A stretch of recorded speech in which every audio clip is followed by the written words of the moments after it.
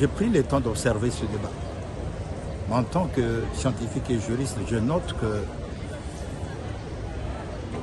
tout au début, lors du premier arrêt, la Cour, qui s'était déclarée incompétente, me semble-t-il, s'était plantée. Et tout est parti de là, parce que je reste ferme pour le principe selon lequel la Cour constitutionnelle est le juge compétent pour juger le Premier ministre, l'ancien comme le nouveau. Je le dis parce que les juges, les membres de la Cour constitutionnelle, lors de leur premier arrêt,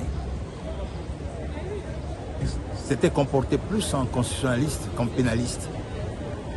Parce que cet arrêt avait méconnu un principe fondamental du droit pénal qui est celui de la cristallisation, qui se caractérise par le fait simple. Le juge au moment de fait est celui toujours compétent au moment de poursuite.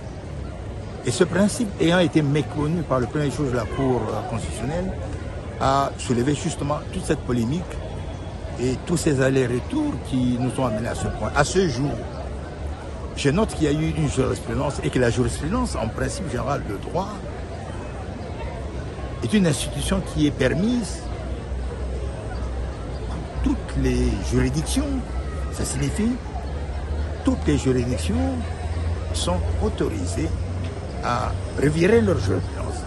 La particularité du revirement, c'est que un revirement jurisprudentiel généralement a un effet rétroactif. Et dans les cas d'espèce, comment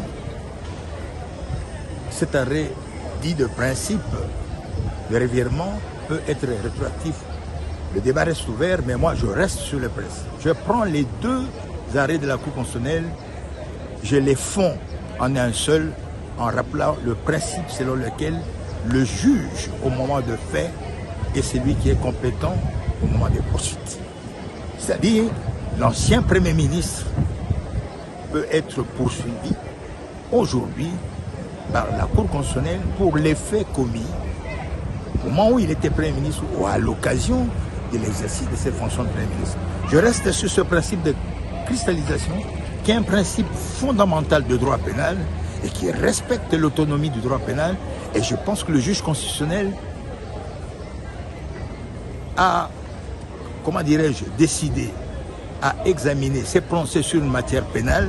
Et je pense qu'en cette manière, les principes du droit pénal, dont celui de la cristallisation, devait et doit toujours être respecté.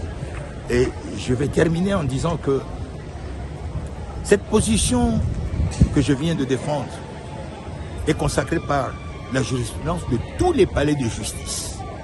Tous les palais de justice de Kinshasa, depuis le premier code de procédure pénale qui